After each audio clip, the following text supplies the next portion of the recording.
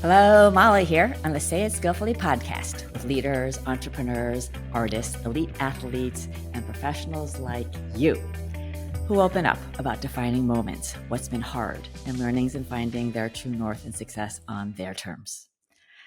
I am in awe of my guest today, who I'd say is a force of nature and world changer in the best possible ways.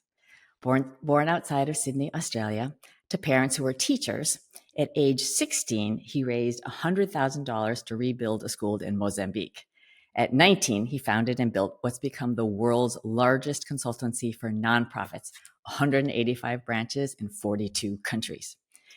In his mid-20s, he earned a PhD at Oxford on the topic of education finance, so as to truly get to the heart of the problem and then to solve it, which he is now doing. He's invented a better way to finance education globally, which we'll learn more about.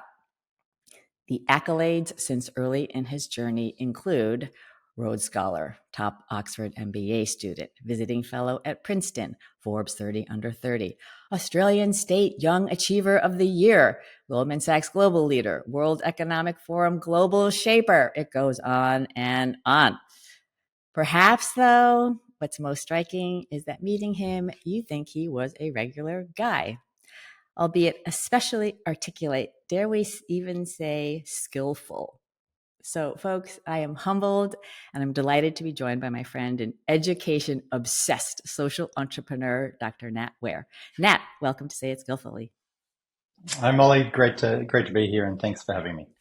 Well, it's really a joy, and I have to say, we talked a little bit. We met in this great UBS event in New York, and I remember just talking about, I'm into this communications. I want to help empower people. I'm not necessarily driven to be on the stage. And when we were talking, you were sharing with me, oh my gosh, it lights you up. So I love the fact that you just love being center stage and being able to share and really contribute in a very upfront way. I'm not sure about center stage, but I certainly do enjoy, speaking and talking. I do get a kick out of it, which is a bit weird. I think it's partly that I grew up being encouraged by my parents to, learn public speaking, learn debating, learn the importance of communication. And, if there's one transferable skill that I think is very useful for everyone, regardless of what they end up doing, it is communication. And I'm not just saying that because I'm on your podcast. I do think it's true. And in some ways, I think it's weird that it's not prioritized more through schooling around the world and other forms of education. Yeah, well, I think that's why both of us are doing what we're doing. But I have to say, and we'll give links to folks, but your TED Talks, you're really good. I just have to say, when people do TED Talks and they're passionate about their topic, they're maybe not that good. And so, whatever your parents ignited in you to develop that skill has really worked. So, listen, I really want people to get to know a bit of your journey. We'll get to the amazing works activities that you're doing, Nat, but take us back to Sydney and growing up and what it was like to be you. Yeah, so I was, as Molly said at the beginning, just born a bit outside of Sydney, grew up in Sydney, didn't actually leave Australia till I was 16. Both my parents are school teachers, and it was a pretty big family. I'm one of five kids, so got three sisters and a brother. Um, and it's one of those things that looking back, I was incredibly fortunate to grow up in a stable, loving family. I sort of took it for granted at the time. I'm like, every family is like this. This is just normal. But the older you get, I think the more grateful you get for the childhood experiences you have that are valuable and special. And, 99.9% of my childhood memories are positive, and I don't take that for granted. And I understand that, most people, or a lot of people at least, don't fall into that category. A lot of my childhood was spent with sort of in-person activities, whether it was card games or board games or playing chess with my brother or playing sport with my brother and my dad. We didn't have too much money. It was a family of seven living on one teacher's salary for most of the time. So my dad cut my hair till I was 16. I think at about 16 was the first time I ever went to a real hairdresser. Most of my entertainment as a kid was, walking around with a tennis ball and throwing it with my brother and dad wherever we went. So it wasn't sort of a fancy childhood, but it was a really special childhood. And as I said, super grateful for that. So, academically, you're not in the underachiever category, Nat. So I'm just curious, where are you in the birth order, by the way? I mean, I do think birth order does matter, and I have a theory on that. I think the oldest tends to be the most successful in a traditional way, but sometimes a bit the more boring traditional one. The youngest tends to be the most, creative, free-spirited, a bit different. I think it's because parents sometimes are a bit risk averse with their first or second kid, and then by the last, they're like, you can do whatever you want. Um, I think we follow that a bit. My oldest sister's a lawyer. I come second, for better or worse. My middle sister's a lawyer. My younger brother runs a charitable foundation, and my youngest sister is in acting. So broadly, I think we follow that trend, but I'm number two myself. I love your obsession with the data, which is also so fabulous about you. So, was your parents or teachers? Did they have to? I mean, were they slave masters? So you have to do great in school, or were you just we just naturally were doing the best we could do? Actually, my parents were the opposite. They never once that I can ever recall told me to work. I think they were masters of reverse psychology. So if I had a math test the next day, they would say, "Nat, why don't you come and play sport?" And I'd be like, "No, I need to study." And I think they just understood me better than I knew, and they knew that whatever they said, I would probably do the opposite of. And so they used that insight to their advantage. But no, I was never once told to work. It was all sort of my own initiative. Um, and to the contrary of some parents, every year my parents would sit me down and be like, "Nat, you did okay this past year." And they'd always say some reason why next year would be different. There are more students coming in. Students are going to start trying harder. They'd always come up with a few reasons as to why I would not succeed the next year. And they're like, "Nat, just enjoy it while it lasts. You're never going to win anything ever again, blah, blah, blah." And I think that made me, more determined to work hard and put my head down. So again, they were very good at reverse psychology. Have you ever had? We had a family intervention once we all got out of school. Have you ever gone back and asked them if they were deliberately doing that to try to do the reverse psychology? I think to a certain extent they were. I didn't really realize it at the time, but in retrospect, maybe. But at the same time, my parents, one of the great things I think about them is, that they've treated all of us kids exactly the same way. I honestly have no idea whether I am the favorite or the least favorite of the five kids. I never have. I probably never will. They don't really have favorites, and they treat us all very much the same. They don't place too much weight on achievements. They're very humble and modest. I think, know what matters and know what doesn't. And most achievements don't really matter. And so I think that, perspective has been really valuable for keeping all of us grounded. Yeah. So you mentioned, I mean, seven people, it's a lot of people from a money standpoint. How did you think that you had enough money, didn't have enough money? I'm just curious as a kid, did you have any sense of it? Look, most of my, clothes growing up were never new clothes. Often it was just passed between families, or my mum, sewed the clothes and made the clothes. Certainly, a lot of my friends were going on overseas holidays, to Europe or to Bali or to Japan or elsewhere. We never did that. Our family holiday, once or twice a year was driving 2 hours and renting a little house or cabin for a weekend or a week. I certainly didn't feel deprived, but I did understand that, other people had opportunities that we didn't. But to be honest, I think it was actually a great thing. I think often people, I'm generalizing here, obviously, but sometimes people, when they're given everything in life at a super early age, they sometimes are not quite as grateful as their sort of life progresses. Whereas I think, not having that much as a kid meant that as I grew up and, there were new opportunities, I got to leave Australia. I got to go on a flight. I got to travel. I got to stay in a hotel, very basic things, but they were more special and meaningful because I felt, I was progressing, I was moving forward, I was having these new experiences. And I think that made me quite grateful and appreciative of the opportunities that I've had, over the past 10, 20 years. So I certainly don't think it was a bad thing. I don't think I was deprived in any way whatsoever. And I particularly wasn't deprived because I did, despite, my parents not having a ton of money, I did manage to have really good educational opportunities. and I'm grateful for that. Yeah. So at school, did you feel like you fit in? Like you're one of the guys, you're on sport, which is, or did you feel a little bit oddball out? No, I felt, very much at home. I don't think I ever felt too much of an odd one out. For a lot of my childhood, I was never known really as like an academic or a charity guy. I was mostly known as a sports guy, to be honest, at a younger age, and I loved my sport, and every day before school and after school, I would do one or two different sports. So I would do swimming training at 6 a.m. Then at 7 a.m., I'd do some other sporting training. Then after school, I'd do, you know, soccer or cross country or rugby or cricket or, these are all the Australian sports that Americans might not understand. But, it was very much a sporty childhood where I did a lot of, 800 meters, 1500 meters, what in Australia we call little athletics, which is sort of a weekly competition that you do, a lot of swimming and other things as well. And it was only later on in life that I guess my focus shifted a bit more in the academic direction and the social impact direction. So I'm just curious because you're such a global citizen now. So I wonder where that came from. Yeah, I mean, and I think to a greater extent than many countries, Australia's not that big. I think we've got about 28 million at the moment. Australia's not that big. And so, when you watch the nightly news, which I don't think people do now, but we did as a kid, you know, about half the news would be about Australia and half would be about the rest of the world.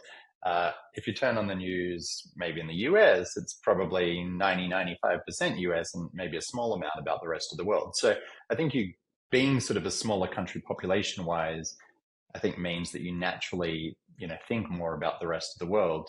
I certainly never thought that I would travel as much as I have or live in as many places as I have. I remember as a kid, like hearing about like Cambridge University and, Oxford and Harvard and so on. And it never once crossed my mind that I would ever like be in those places or go to those places. It was kind of the thing for other people, and certainly not for me. So I was certainly aware of the world, but I never expected to be as global as I have been. So this whole Mozambique, I mean, you're 16, you haven't left, and then you go and you raise $100,000. I mean, like, where does that come from? Yeah, I mean, my parents always encouraged us to, give back in some ways. Like one phrase my dad used to say is, those to whom much is given, much is expected. It basically means, if you've been blessed, if you've been lucky, if you're born in a, country that's stable and you have money to put food on the table, there's a certain obligation to use your privilege to give back and to contribute. Now, what that looked like, initially was just very small amounts of money. It was like, I would do, in Australia, they call it the 40-hour famine that World Vision runs. I think in other countries, it might be called the 30-hour famine. As a kid, you only meant to do 8 or 12 hours of the famine. But anyway, I do that each year. And I think the first year I raised $15 and then it was $50 and then it was 100. I think when I was 15, if you raised over a certain amount, it was about $100, then you could apply to be what they called at the time like a youth ambassador. And so each year, World Vision, which is one of the big charities in Australia, would select from each state in Australia a youth ambassador, which is kind of like you're the sort of pin-up boy or girl for the organization for a year. But essentially, the way it works is you spend a year as a youth ambassador, and they take you overseas to a place where World Vision does a lot of work, and you spend 2 to 4 weeks on the ground in that place, seeing the programs, meeting people on the ground, and then you come back and you sort of lead youth, student, volunteering efforts for the rest of the year. And so that year, the focus was on rural Mozambique. And so my first time outside of Australia was to rural Mozambique, near Kohorobasa Dam, a place called Tete, sort of very inner Mozambique. And so, yeah, got to spend a few weeks there, got to meet my sponsored child, a kid that I was sponsoring at the time, Ravate Polino Caetano. He was an orphan boy, and just see a bunch of the different programs. And one of the schools that I visited there was a boarding school that there'd been a lot of flooding and a lot of it had collapsed and it was in disrepair. And so then coming back, when I was doing my fundraising efforts, I made that sort of a focal point of those fundraising efforts to raise enough money to sort of rebuild that school in rural Mozambique. So that's where that came from. It's a bit of an unusual first time outside of your country, but it was certainly instrumental in, me, deciding that, yeah, I do want to make a contribution in my life in some way. And then my journey sort of since then has been me trying to figure out how to do that. But, if I was to trace it back, it would be, you know, that sort of desire to give back, instilled by my parents. But the real instigator was that, first time outside of Australia.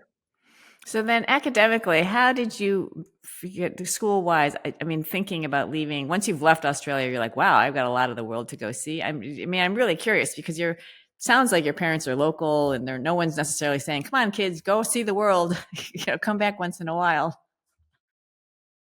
Yeah, I mean, my second time outside of Australia, I think, was after I finished high school. So I'd only left Australia once until I was 18, which was half a lifetime ago. I'm 36 now, but certainly in the past 18 years, I don't know the exact number of countries. I've probably been to about 80 odd or thereabouts. So definitely made up for lost time. So.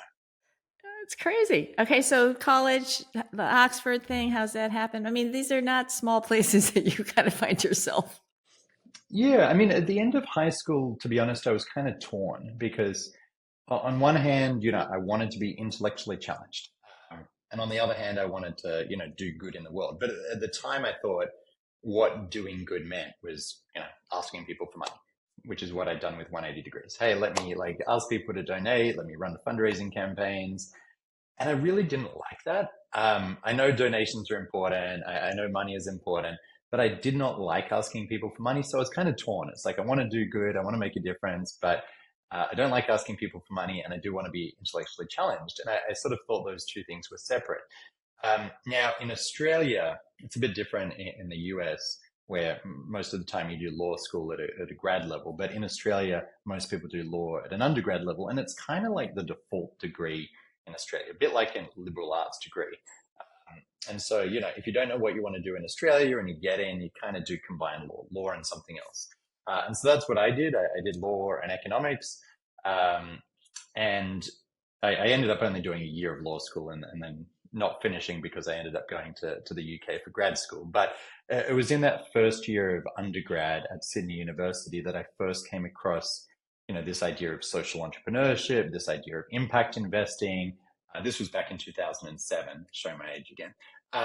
But I first came across it, and it was a bit of a light bulb moment. It's like, doing good is not just an emotional endeavor, it's also an intellectual endeavor. That how you approach problems is just as, if not more important than how much money you throw at it. And so I wanted to do something about that. And I saw around me at university that there were so many different student clubs and societies that were, asking people to donate money to different causes. And that's great, but it didn't really match with the strength of university students. I mean, most university students didn't have a ton of money. I learned to cook 2-minute noodles in 90 seconds. It's a special technique that I might reveal at some point in time. But most university students don't have a ton of money. What they do have is time and creativity and whatnot. So I sort of wanted a way that university students could donate with their mind rather than just with their money. Then I thought, should we have them start new social ventures? And while that's a good idea, it's quite hard to do alongside full-time study. Most ventures fail and most ventures require a full-time commitment. So the idea, came about that, why don't we get them doing consulting projects for, worthwhile organizations, for nonprofits and social enterprises. That might be a way that they can donate with their minds, develop transferable skills, get exposure to social impact in a way that's still manageable alongside full-time study. So I started the first branch of 180 Degrees Consulting, at Sydney University back in 2007. The following year, I got invited to go to New York and be a part of an event and a conference there. And I was talking about the work that I just started with 180 Degrees. And I met people from Sweden and Mexico who said, hey, we love this. Can we sort of bring it to Mexico and Sweden? And I said, yeah, sure. So I worked with them, over the next year to do that. And at that point, we sort of had 3 branches: Sydney University, one in Mexico, and a Stockholm School of Economics in Sweden. And at that point, I'm like, maybe this could be bigger than I originally envisaged. And so then we set up a global organization to sort of oversee those 3 initial branches, and 3 went to 7, which grew to 15 and 30. And the rest is history. And as you said, now we just passed recently 180 branches, which is a bit of a milestone given we're called 180 Degrees Consulting. And are now in 42 countries around the world. So it sort of took on a life of its own. But yeah, the twofold mission is, one, let's try to develop the next generation of social impact leaders and social entrepreneurs. And two, let's help great nonprofits and social enterprises around the world to get fresh ideas, to get help to solve challenges they're facing so that ultimately they can scale up their impact. And so, yeah, learn a bunch through that process. Made some good decisions, made some bad decisions, but the organization's still around and still doing great work, and happy with that. But yeah, I think through that, basically sort of had two strands, at an undergrad level. One was like running 180 degrees and growing that. And two, academically, I started focusing a bit more on development economics. And I did an honors year in development economics. And then, got lucky and, got funding, got a scholarship to go to the UK for grad school. Decided I'd prefer that over another 2 years of law. So quit the law, moved to the UK, and then did, too many degrees. I did a master's in development economics, then I did an MBA. Then people thought I was stupid, but instead of, leaving the MBA and taking a standard good paying job, decided to do a PhD, or as Oxford calls it, a DPhil. And for that PhD, focused on, the question of how it was sort of like a PhD at the intersection of economics, international development, and, social entrepreneurship or social finance, looking at how we can better finance human capital investments around the world, how we can better finance education and healthcare, and also how we can better align social impact and financial return at a systems level. And so the first chunk of that PhD was looking at all the current ways we do that, everything from savings to loans to vouchers to social impact bonds, development impact bonds, income share agreements, etc. And I basically became more and more convinced that while a lot of these approaches are pushing in the right direction, they all have challenges that will prevent them from scaling and having the impact that we want. And so I worked out from a microeconomic standpoint that any way to finance education should have these 16 key characteristics, key properties, prove that no existing approach satisfies more than 8 of them, show that the only way you can achieve those 16 desirable outcomes is with a new approach that no one in the world was doing. And I called that approach the Forte model, standing for Financing of Return to Employment, or there's another academic name, TIBS, Tax Increment Backed Securities. But essentially, I had 400 pages of academic research proving that it worked, proving that it's good. And so at the end of the PhD, I figured, this should exist in the world. And I thought, if I don't do it, maybe no one will. And it'll sit on a bookshelf collecting dust, and I'll be annoyed in 50 years that no one has implemented it. So then set up a new organization, a new company by the same name, Forte, to essentially, bring that new approach into the world to make it happen. And the real sort of impetus for it is, even though it's 2025, there's still hundreds of millions of people around the world who, through no fault of their own, do not have access to great, high quality education and healthcare, and so cannot achieve their full potential. And I think that what I find really frustrating is that is completely avoidable. It's completely preventable. Like, we have enough money in the world. We just need to change the way that things are done. We need to change the flows. We need to change the systems. And that's ultimately what Forte tries to do. I can give you a quick overview of Forte, or we can go in a different direction, whatever you feel like. Well, I want to definitely do that because I really want to educate people on how it works. But I want to focus on you for a bit, because kind of this entrepreneurial, whether it's entrepreneurial, commercial, or social entrepreneurship, is that just, you're just wired? Was there anybody who you saw who you said, because as a young person, sometimes it can be just that one person, or was just that you were just kind of so self-driven? I'm really in awe about this. Like, it makes such logical sense that you did all this, but I don't know, as a young person, it doesn't seem so easy to have made that path. I actually remember the first time I came across entrepreneurship, and I was the MC, the master of ceremony for my year 6 school musical. I think I was 11 at the time. And I remember learning all my, hundreds and hundreds of lines. And there was a word there that I didn't know how to pronounce, and it was entrepreneurship. So I remember going to someone and be like, how do you pronounce this? What is this word? Blah, blah, blah. And I think they said, oh, it's when you like run a business or something, which is not entirely accurate, but that was the first time I came across it. Um, I don't think, how did I get interested in entrepreneurship? I think I sort of get a kick out of like making stuff happen and bringing stuff into the world. And, um, I think that it is certainly rewarding to see stuff happen. And so it wasn't like a light bulb moment. It wasn't overnight. It was more just, you know, I sort of like my brain is always ticking, sometimes too much, but I'm always thinking of how things can be different and better. Like even pretty much every bar and restaurant I walk into, I immediately like analyze the floor plan, the layout, the lighting, and think of like what I would do differently if I owned this place. Like, and it's hard for me to switch off that part of my brain. If I'm on waiting for a train, I'm thinking like, why can't trains be like half as long, twice as frequent? Is it safety? Is it driver shortage? Is it cost? And so my brain is always ticking and always thinking of new ideas. Most of those ideas are probably bad ideas, but hopefully occasionally there's the decent one. It's really, really remarkable. Okay, so I really want folks to understand this model and then also to think about how, us normal people out here might be able to be helpful, because we're really solving such a big disconnect in the world. And as you say, it doesn't need to be this way. Yeah, so Forte is essentially a way of having as much impact as scholarships, but with way, way more scalability. I think we can agree philanthropy is great, but it's quite small. It's not going to solve the world's problems on its own. And so how do we sort of have as much impact as scholarships, but in a far more scalable manner? So Forte is a way to finance education and healthcare at no cost to individuals, no cost to governments, and without needing philanthropy. How it works in a nutshell, and it's a bit more complicated than this, but how it works in a nutshell is we use private capital from foundations and impact investors and wealth managers and high net worths and others. We use private capital to fund, human capital investments, which basically means, let's use education as the example. Think retraining for those who are unemployed. So we use private capital to fund retraining for those who are disadvantaged or unemployed. People who receive that retraining don't pay a cent ever. They don't pay anything now. They don't pay anything in the future.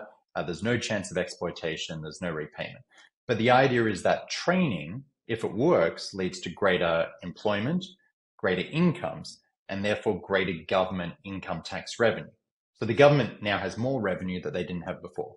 And the idea is that governments would then pass back to the funders who paid the money up front, who bore the risk. Governments would pass back a percentage of the extra income tax revenue they receive that's attributable to the retrained individuals for a certain period of time, such as 80% for 3 years or 50% for 5 years or 30% for 10 years. So, say there's 10,000 women in Costa Rica in long-term unemployment. They haven't paid any tax for the past 5 or 10 years. We can go to the government and say, you're not getting any revenue from these 10,000 women at the moment. Why don't we train them up, support them, and help them get good jobs and fill skills gaps in the country? If it doesn't work, you don't pay anything. But if it does work, you just pass back a percentage of what you otherwise would not have had. Why do I like that model? I think it is really a win-win. I think it's mutually beneficial. For the individuals who get helped, it really doesn't get any better. They don't need to repay a cent. There's no chance of exploitation. They're able to learn new skills to get back on their feet, to support their families, to get ahead in life, to fulfill their potential.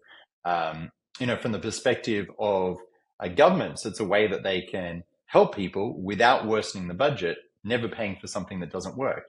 From a cash flow standpoint, governments get the revenue first, and the increase in revenue is always greater than the costs. Governments still get some extra income tax for a couple of years, then they get the full benefit every year thereafter without paying a cent.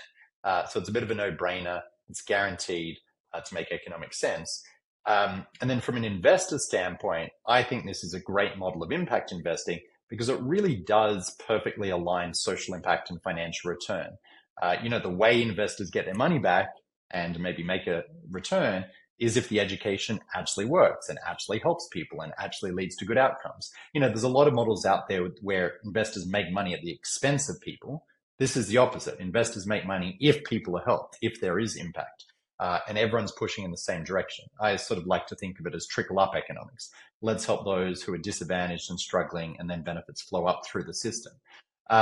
And the other stakeholder that's worth mentioning is, the education providers.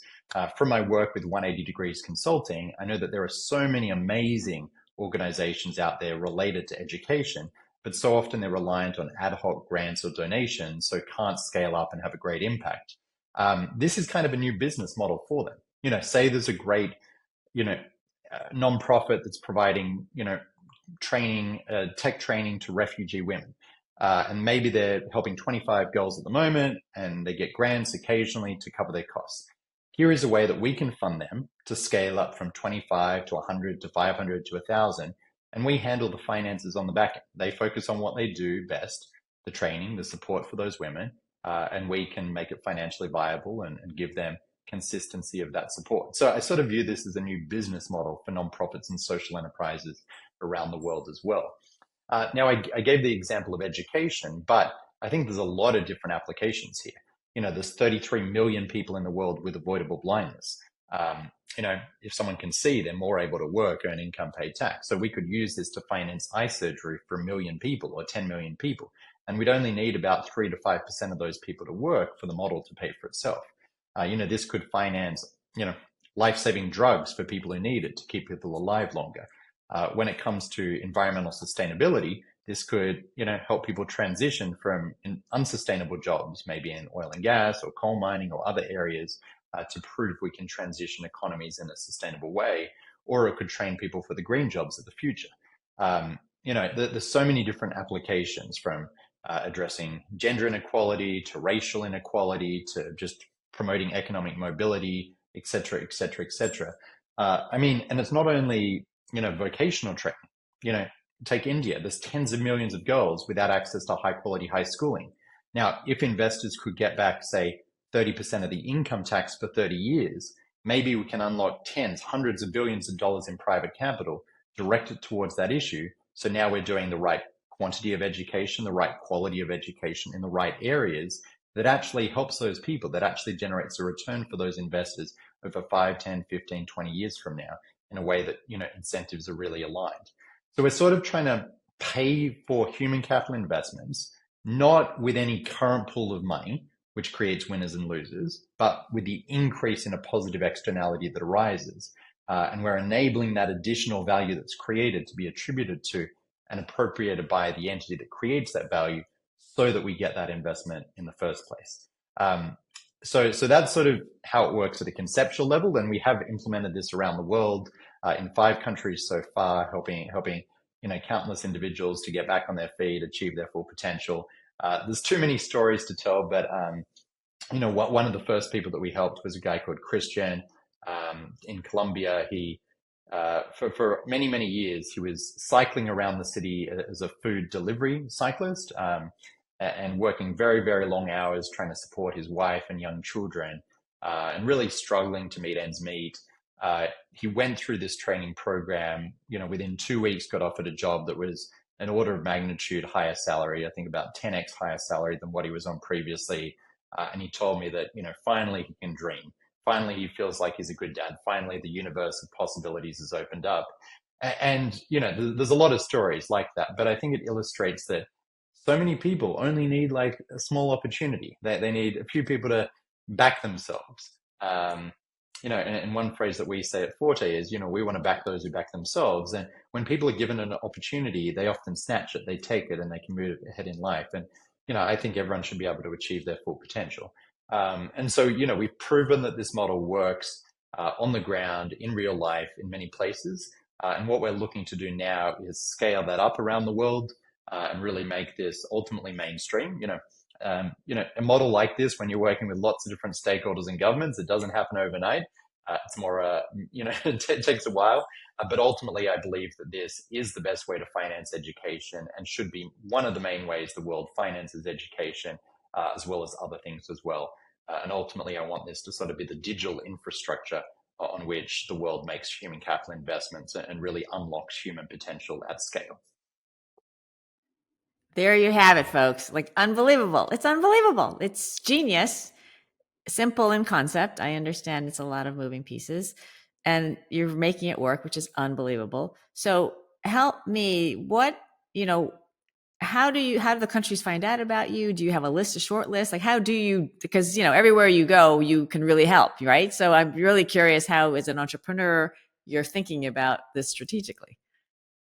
Yeah, so our goal to date has really been let's prove that it works in a number of different places, like Colombia, Costa Rica, Puerto Rico, Australia, the US.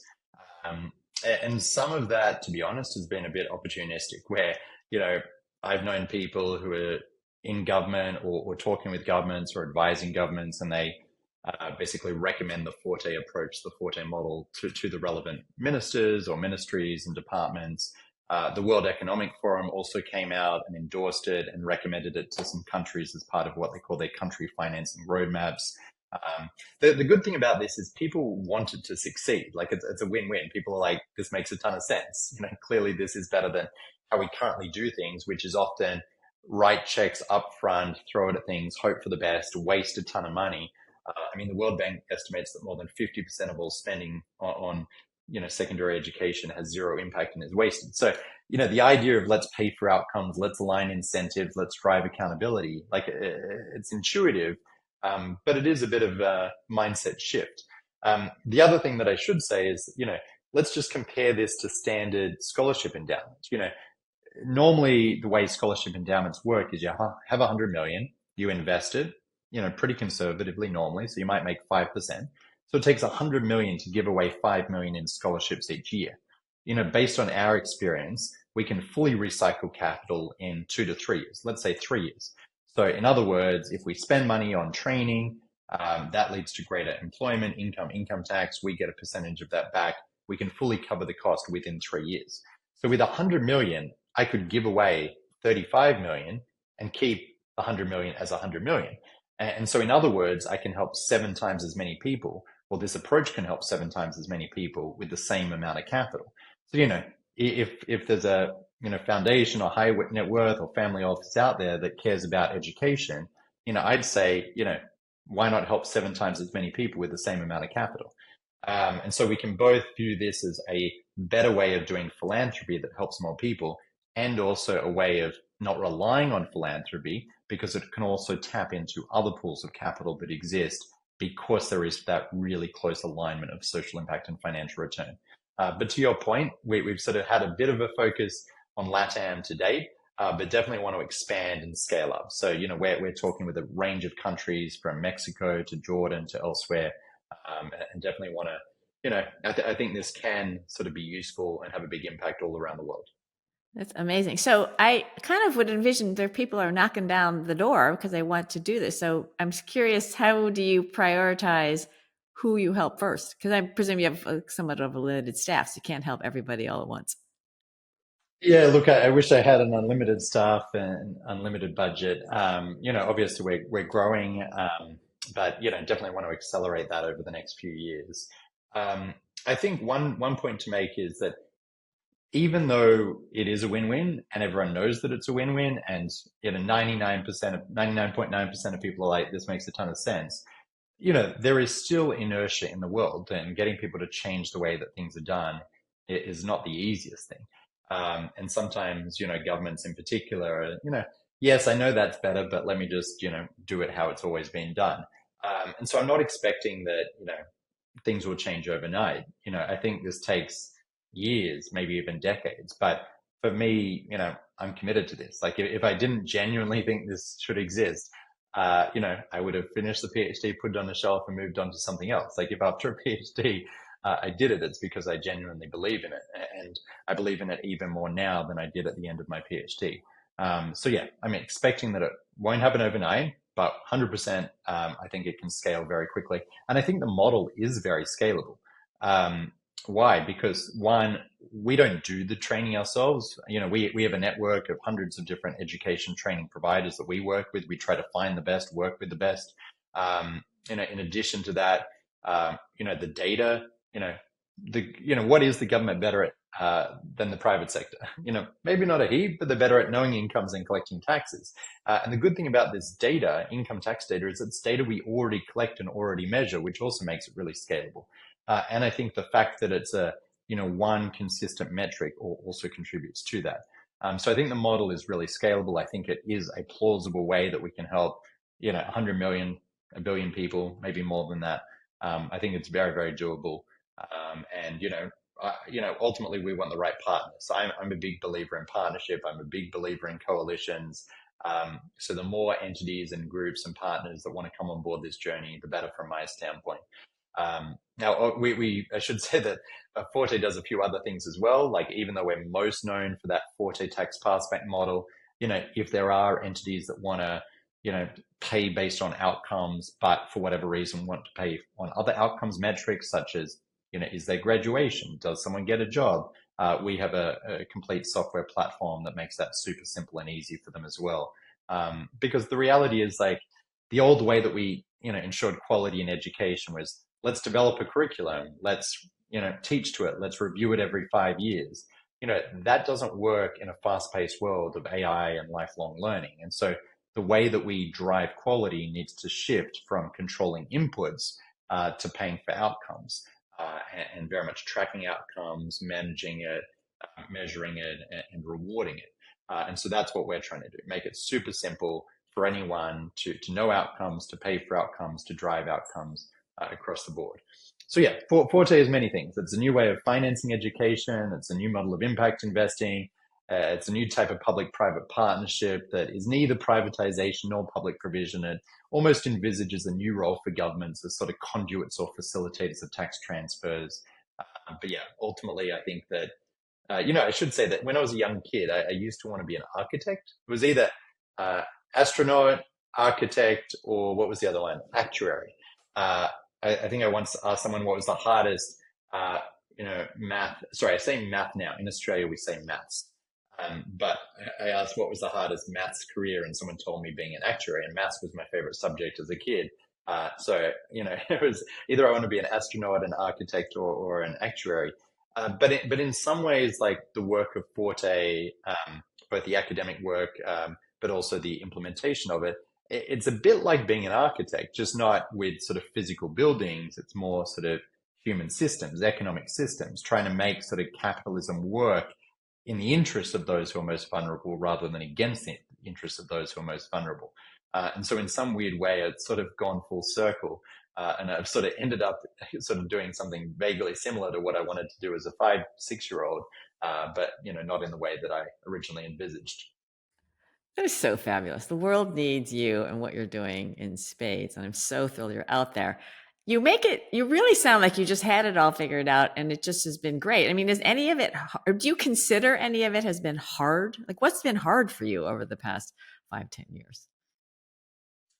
I mean, the thing about any entrepreneur is, every day you're putting out fires and solving problems and getting no's. I think it does build a lot of resilience. And so, nothing kind of phases me. I'm like, yeah, you just take it in your stride and move forward. But yeah, obviously one of the things about life is people are on the side of posting things that are good rather than things that are bad. It doesn't mean things that are bad that don't happen or people don't fail. It's just, often it's not as public. So yeah, I mean, there's definitely been frustrations and setbacks. Like, even when I was doing my PhD, it's fine now that it's over and I'm on the other side, and I'm kind of glad now that I did it. But it was a really frustrating process because I was trying to do, like most PhDs are sort of studying the past and are quite use like a very established methodology or process. What I was trying to do is not just study the past, but also try to invent the future, which some academics didn't really like, and were like, "Hey, you're not really meant to do that as a PhD." But I wanted it to be valuable, and that's what I was committed to. So that was one challenge, and the other challenge is that I was sort of trying to span 3 departments. Methodologically, it was very much an economics PhD, but in terms of the ideas, it was more sort of social finance, impact investing, sort of business school more. And I was based in the Department for International Development because the main application was how do we help people in low and middle income countries. But then people didn't really know what to make of my research and my work. And so I'd often get pushed in very different directions by different academics, depending on which department they were coming from. The economist often said, love your methodology, like really, good proofs and good math, but can't you just focus on a different topic? We don't get this like impact investing thing. The business school is like, love your ideas, brilliant ideas, but like, why are you using economics methodology? Can't you just use more, qualitative approaches, or more things that are more mainstream that we're more familiar with? An international development department, where I had my, physical desk and office, they were a bit confused as to why I was there. Even though the focus was very much on helping people in those countries. And so, that was a frustration and did take a bit of perseverance, but I'm glad I persevered and got there eventually. So I just think that the trailblazing in you is spectacular. I don't know, the learned resilience. I get that it was hard, but you really seem undaunted. I mean, I love that about you. It just seems like I'm going to make this happen, however long it takes or what have you, and bringing people along. Okay. How can people find out more about Forte? Where can they go? if you're interested in finding more about the model itself, I do have a little talk online. I don't know if we can link to it or not, but a little TEDx talk I gave recently, which goes into more detail on it. The main website is just www.forteglobal.com, FORTE global.com. And then the other organization, 180 Degrees Consulting, is just, 180dc.org. When I first, actually, a fun fact. So one of my sisters came up with the name 180 Degrees Consulting. That was my middle sister, Martha. And my older sister, Hannah, sort of came up with the name Forte. Or at least she was the one who sort of made me think about it and consider it and ultimately decide on it. I don't think I'll come up with a third venture because I'm committed to Forte, and I think Forte will take decades to get it to the point where I want it to. But if I ever do, then my other sister, Claudia, she'll have to name that one. So, but yeah, forteglobal.com, 180dc.org, some places, or you can reach out to me directly through LinkedIn or in other ways. Yeah, no, we'll definitely post the links. Okay, so we just have to spend a moment because in addition to this amazing Forte TEDx, Nat has this TEDx on happiness. And so I just have to have you share, because I looked at it and I was riveted to this. Literally imagine Nat on the stage with 3 stuffed monkeys. He literally has 3 stuffed monkeys on stage in a TEDx talk. So we'll send people to it, but I just want to have you spend a little bit of time, because I feel like I learned from my mentor, Marshall Goldsmith, the Be Happy Now is I'm happy now. It doesn't mean I'm satisfied with the world, but I literally have turned that into my state. So I'm really curious, because you did a bunch of research on this and you're very, very well regarded TED Talk, even though it was kind of not what you're trying to do. So just a few comments on happiness for our listeners and maybe what you think can help them live their happiest lives. Yeah, as I said, welcome to go and listen to it. It was, I think, called Why We're Unhappy, the Expectation Gap. And the main message of the talk is very, very simple and intuitive, but I think people, liked hearing it. And the main idea of the talk in a nutshell is that, what really determines happiness for a lot of us is how expectations compare to reality. That is, if reality is worse than our expectations, we tend to be unhappy. If reality is better than our expectations, we tend to be happy. At least above a certain level of, subsistence living and sort of basic income, which then begs the question, okay, what forms our expectations? Because reality is more or less reality, but expectations can be changed. And in this talk, I basically go into the 3 different main ways that we form expectations. One is based on our past. If we are born, like if you have 2 people who have the same average lifetime incomes, but one whose income is increasing and one whose income is decreasing, the person whose income is increasing throughout their life almost always tends to be happier because they're comparing to their previous state. Whereas if your income keeps decreasing, you're comparing to your previous state and you're unhappy. And I think the fact that I was born not into wealth and didn't have a ton growing up, I was certainly not many luxuries. I wasn't deprived by any means, but I think in some ways that has contributed to my happiness because, if anything, I'm very, very grateful for all the new opportunities I have. So that's the first thing. We form expectations based on our past. Second way we form expectations is based on those around us, our community. So, if you find out you've got a $5,000 bonus at work, you're immediately very happy. If the next day you find out everyone else got 20,000 as their bonus, you're probably pissed off and annoyed. And so, our expectations isn't just in a vacuum. It's not absolute. It's often dependent on those around us. If you live in a super wealthy neighborhood in a wealthy country and you're on 100,000, you probably feel poor. If you're on 100,000 in rural Mozambique, you're a king. You feel incredibly wealthy. And so, how we form expectations is based on our community. And the third way that we form expectations is based on our imagination, which is impacted both by, social media and advertising and other things. One of the examples I give in the talk is that, say you go on a holiday and you take 100 photos. First of all, you don't take photos of bad things. You only take photos of good things. So the 100 photos are automatically probably the top 10% of sort of what you see. Now, then you go through the 100 photos and you pick out 10 to post. So now we're in the top 1%. But then you adjust it and filter it and airbrush it or whatever else people do these days. And so that's not only the top 1%, it's better than the top 1%. And that's what you post and that's what people see. So when reality is at the 50th percentile, but what you see online is better than, top 1%, it's natural that, we're disappointed. And so, you go to the Mona Lisa and you're disappointed because, there's a big crowd. It's a small painting. It's not what you thought. And so the whole way that the world works is about raising our expectations. If you're choosing where to go on a holiday, you choose the one that you think will give you the greatest happiness, but that very act of choosing the thing that has the highest expectation is the very thing that makes it harder for reality to beat those expectations. And so we're in this like weird world where it sort of works against our happiness in so many different ways.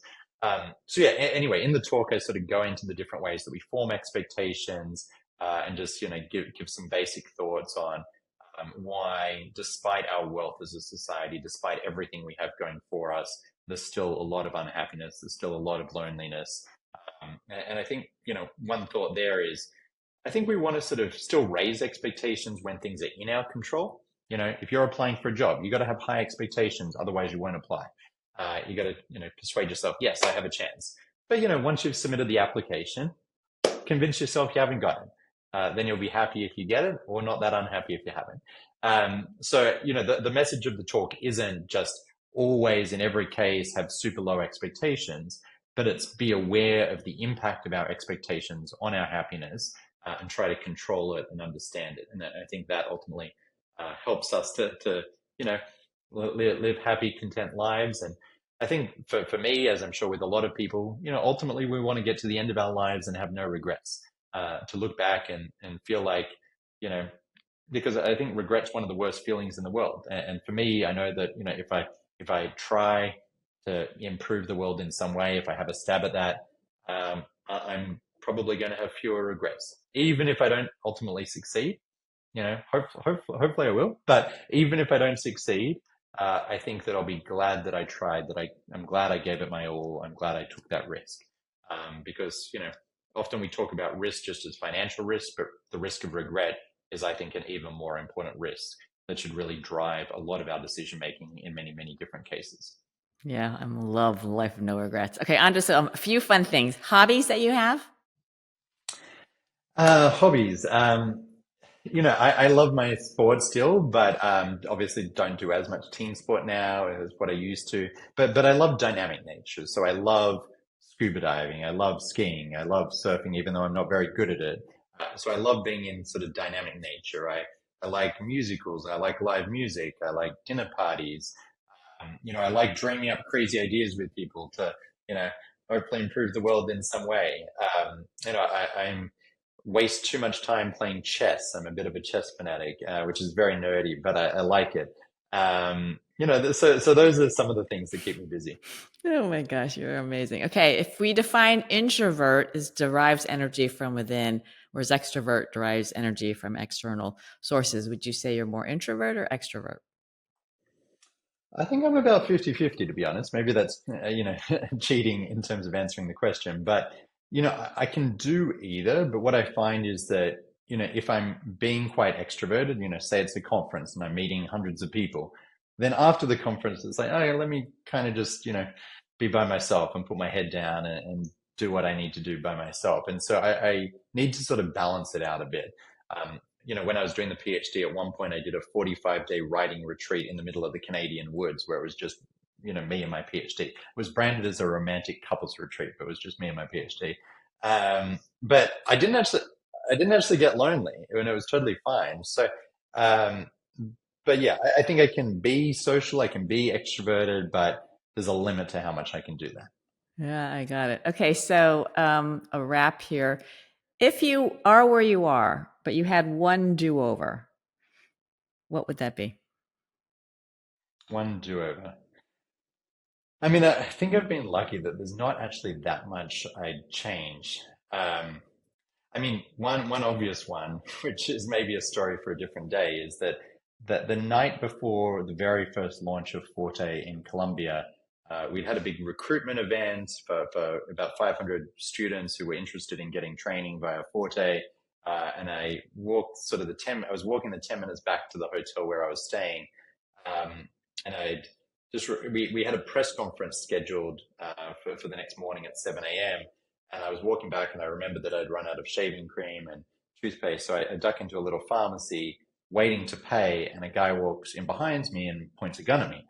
Um, and so I turn around and he's speaking in Spanish, which, I didn't speak. And so I didn't really understand what he was saying. But eventually he said wallet and watch. Um, and so I go to give him my wallet and put my hand in my pocket. And I don't know whether he thought I was grabbing a gun or he got scared or I was taking too long. But next thing the gun goes off, I'm knocked to the ground. I look down and there's a hole in my chest and blood coming out. My first thought was this could be bad. I didn't at the time know if it had gone through me or whatnot.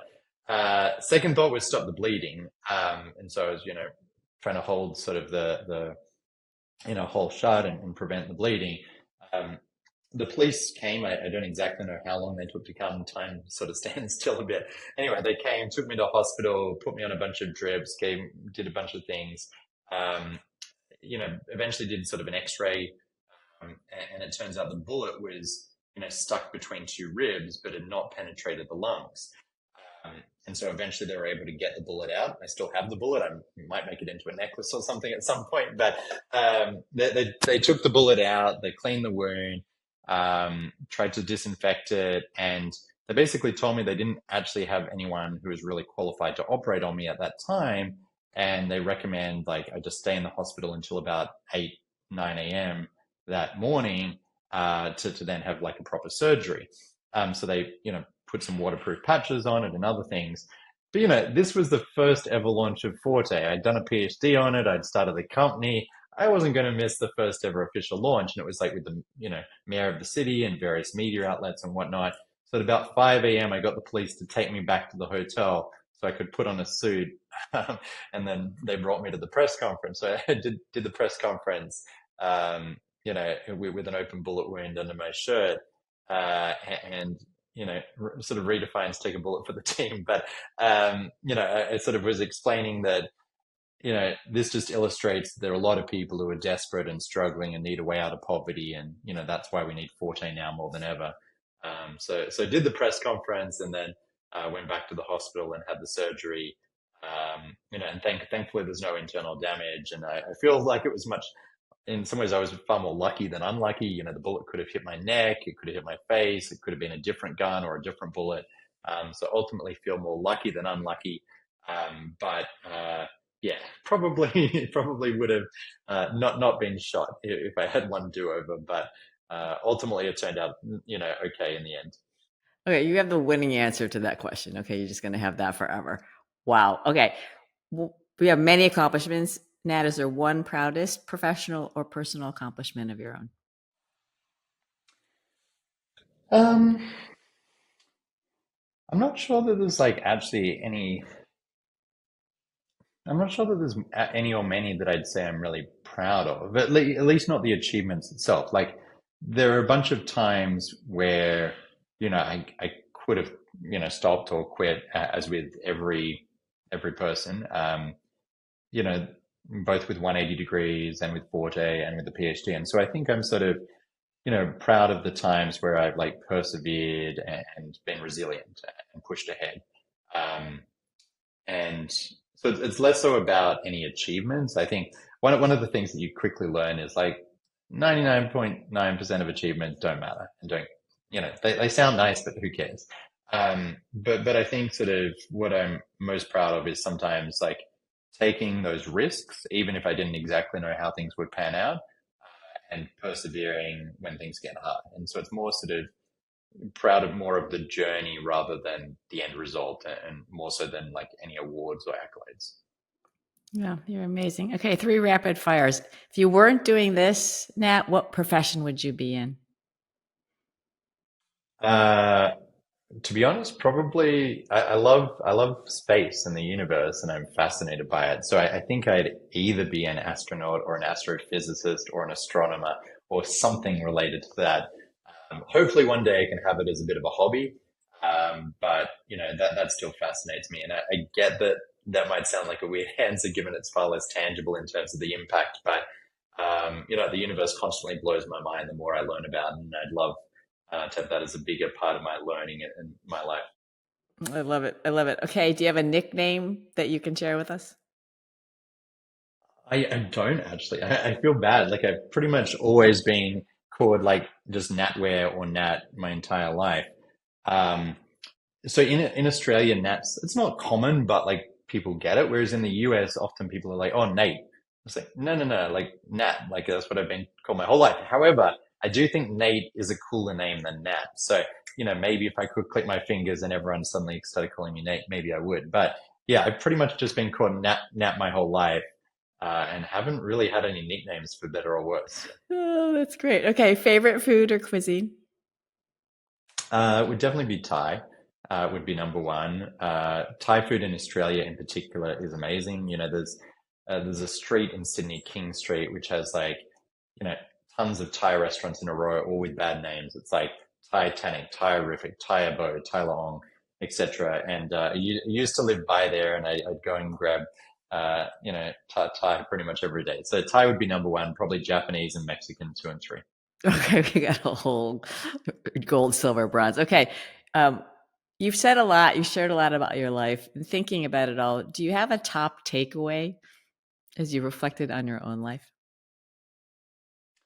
I think one or two come to mind. One is just like what I said a minute ago, which is you know in some ways like we all choose what lens we view the world through. In some ways like what we study when we're young, whether it's philosophy or economics, is just the lens through which we view the world. I think thinking about the decisions and how we live through the lens of not having regrets at the end of our life, I find to be a useful way of making the right decisions that need to be made. And so I think that, imagine you're at the end of your life. What are you likely to regret? What are you not likely to regret? It sort of puts things in perspective, and I think helps people to take the risks they should take, not care about the things that don't really matter, and so on. And the other thing that I'd say is just, you know, trying to sort of improve the world is hard. It's not easy, but I think what gives me motivation is that it's never been easier. You know, any time in human history, we have more tools than ever before. We're better connected than ever before. Most things can be done more cheaply than ever before. And so we can use all those networks and tools and people, to try to have a positive impact. So, you know, uh, changing the world's hard, but it's never been easier. And that I think should excite us and inspire us. And taking those two things together, I would say, we don't have much to lose. Go for it. Try to have a positive impact, whatever that is, whether it's about biodiversity or the environment or gender or education or health or anything else. But pick something, and I think that would mean that at the end of your life you can be confident that you won't regret too many of the decisions. Nice. Okay, last question. What was it like for you, Nat, to share your journey with us today? I mean, it was good chatting with you. And as I said, I enjoyed meeting you at the UBS event recently. And thank you for inviting me on this show. And yeah, good chatting. And I think everyone knows Molly's story as well, but also equally interesting and looking forward to staying in touch. Yeah, for sure. Well, Nat, I just appreciate you and how you are really part of the solution in our world. And so you're helping everyone be safe, seen, and heard in their true and very, very best self. So if there's any tiny little way I can be helpful to you, my friend, I'm here. No, thank you. Appreciate that. And I guess one other piece of advice I was once told, I think it was by Ariana Huffington, was if you don't ask, the answer's a guaranteed no. If you don't ask, then 0%. If you ask, you're only increasing your odds. It might be increasing it from 0% to 1% or 0 to 5 or 0 to 10, but you're only increasing your odds. And that's another piece of advice that I've taken on throughout my life as well. And if you get comfortable with no's, then you get more yeses. Yeah, no, you have helped us get comfortable with that and ourselves, and you inspire my friend. So you take good care, and we will be in touch. Fantastic. Thanks, Molly. Ciao. Okay, folks, he's so inspiring. As you have witnessed, Nat uses his voice to lead to his full potential and to affect positive change. And I want the same for you. So I'm thrilled that my very first book came out with co-author Marshall Goldsmith. We were so excited, thanks to the village of all of you, that we hit the Amazon #1 bestseller in one of our categories. And we made the #1 new release in over 10 categories. So please, please, please, love reviews, share it with family, friends, and colleagues, and we will make the world better. When you say it skillfully, performance improves, and everyone wins. And so that is a wrap for us. And I want to thank you for joining us. I want to encourage you to be part of the solution and kindly share the show. Amplify Nat's voice, reflect on your own top takeaways, and know that I am cheering for you to be who you are and say what needs to be said skillfully so that you and those around you have the shared reality that makes work and our lives much, much better. Say It Skillfully is finding your authentic voice and learning how and when best to use it with confidence, clarity, and impact. Most personal development and communication books preach playing the game so you win. Say It Skillfully teaches you how to change the game so performance improves and everyone wins. Learn more at sayitskillfully.com.